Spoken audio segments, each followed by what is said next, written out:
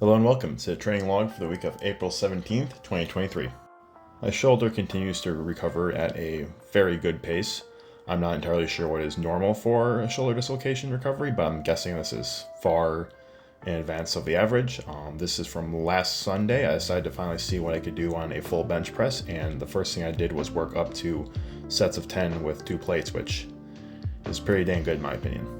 I definitely had to really focus on controlling the movement to ensure that the shoulder joint was in as much control as possible at all times, and I'm definitely pushing the arch to try and cut out that last little bit of range of motion, which is probably the most difficult and painful for my shoulder right now, but still pretty good. A lot of people can't do this when they're healthy, so being able to do it when I'm only 3-ish, or I guess at that time, not even 3 weeks out from my shoulder dislocation is pretty good. After that, I decided to build up to see what I could do for a 1 rep max, and I topped out at 335, which that's when it started to get a little bit hard, and I figured I didn't want to try and push it and actually fail in this situation.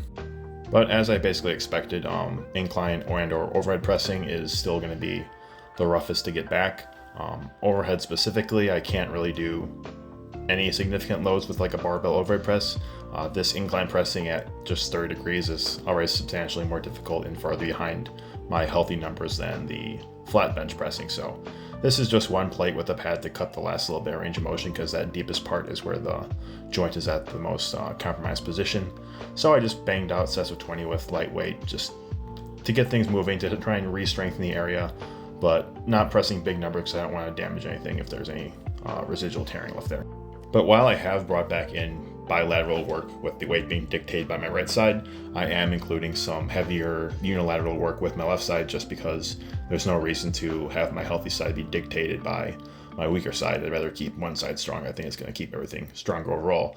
So I went back to the dumbbell one-hand overhead press. I started with 110-ish for a set of 12, and then I went to 130-ish for a set of 7. I'm not entirely sure how much the handle weighs. I know it's just shy of 10 pounds, so I'm just counting as 10 pounds for easier math. With most of the single arm stuff I'm doing, I'm able to go just as heavy, if not heavier, than I would be able to if I was using both arms, obviously with the same weight in each arm. I'm not sure if it's strictly harder or easier to do the single arm variation. On one hand, you're lifting less total weight, so you're expending less energy, so it might be a little bit easier energy conservation wise. But on the other hand, you have to cross stabilize the weight to keep leverage, and that is a difficulty you don't have when you're properly balanced out with an equal weight in each hand. So it's kind of up in the air whether it's easier or harder, but I'm just glad that I'm able to move some pretty big numbers that way and still get a good workout on my left side. Along those lines, I'm still doing the kind of heavy, explosive, somewhat upright rows on my belt squat. I really like using the belt squat for this over, say, a heavy dumbbell, even though I do have now a dumbbell that can be loaded to super heavy weights. Something about the fixed plane of motion makes it just a lot easier to really hammer out the reps and go to complete muscular failure. When I'm using the dumbbell, there is some level of focus that needs to be maintained to pull the dumbbell to the right place and make sure it stays in a good effective plane of motion, which you don't have to do on the belt squat with the fixed lever arm. And I'm also obviously using it for leg work. I've kind of hit a good stride with using it for squats. I definitely like doing the squats more with the deadlift harness than with the belt. I think it feels a bit closer to a regular squat, and it's easier to load up the weights heavier because there's kind of weird leverages at the bottom of the belt because the load is so far behind kind of the pivot point in your knees, especially with my long femurs, and that has its own benefits, but it's also just kind of awkward, and I prefer just to do the simpler, more squat-like motion of the harness. And I still really like the split squats on the belt squat. It's probably my favorite way to do them. I previously have done them holding a dumbbell, but being able to have both hands to stabilize yourself, again, makes it so you can just really focus on getting the muscle to complete failure rather than worrying about other things like balance or holding the dumbbell or whatever. And I can't remember if I said this last week or not, but if you're going to do these, intersperse a pause at the bottom every 6 or 8 reps. Trust me, it's worth it. You'll not be able to stand when you're done. So that's about where I've been with the actual training, just kind of playing by ear and trying to kind of go upper, lower, maybe split the upper in half every once in a while. It's kind of just basically work each area as it's feeling ready for working again with no real split intention. But on the side of the more fun lifts, I did get more work with my spire bar done, including these neck cleans. The neck clean on the spire bar is kind of in between the neck clean on the SSB and the neck clean on the full camber bar, which is to be expected considering it's basically a hybrid of the two. But something that was a lot more fun and interesting than the neck cleans I did right afterwards were these deadlifts. And this is the first kind of heavy, non-strapped up, or I guess harnessed up deadlift I've done since dislocating my shoulder. And I really wasn't sure how much weight that joint could bear. I know that that should be a strong position for the joint and that theoretically it shouldn't have much difficulty, but it was good to really test that and find out. So I managed to push this all the way up to 600. And shoulder things aside, I was really just kind of surprised by how not weird the movement felt.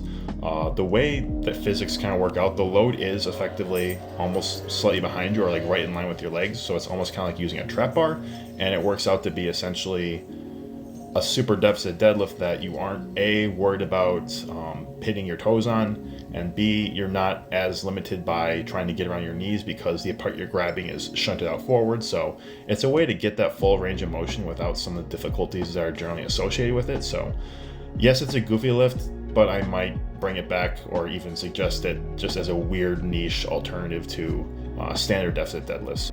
But I still don't trust my shoulder joint for the heaviest weights I can deadlift. So I was back on the harness on Friday, and I just kind of wanted to see how much I could lift in various stances with this thing. So that's kind of been my go-to the last couple of Fridays. I load up the harness and then I just try to get as high as I can on various stances. So 2 weeks ago I was able to get 815 with the conventional pull. Last week it was 1,000 pounds on a trap bar. And this week I decided to test out Jefferson because I thought it would work a little bit better with the harness than the conventional did.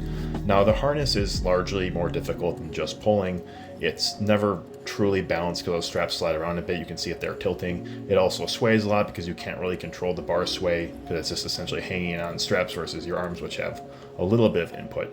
But I was still able to get up to 855, which is a good feeling to know that regardless of how injured or beat up I am, even if I have to use this kind of awkward harness stuff, I can still pull 9 plates. So now normally I try to limit the odd lifts to 2 days a week. So right now my current schedule, that's Tuesdays and Fridays. But on Saturday, yesterday, I just really wasn't feeling my regular workout. I did the bare minimum, then decided to do something fun just because I had some more time left. So I did these camber bar deadlifts. Now, because I got enough questions from people asking how is this any different from a straight bar deadlift at less of a deficit, it's not drastically different. That wasn't the point. The point is that theoretically, this bar will sway a lot more. Well, will sway period, which is not something that will happen on a straight bar.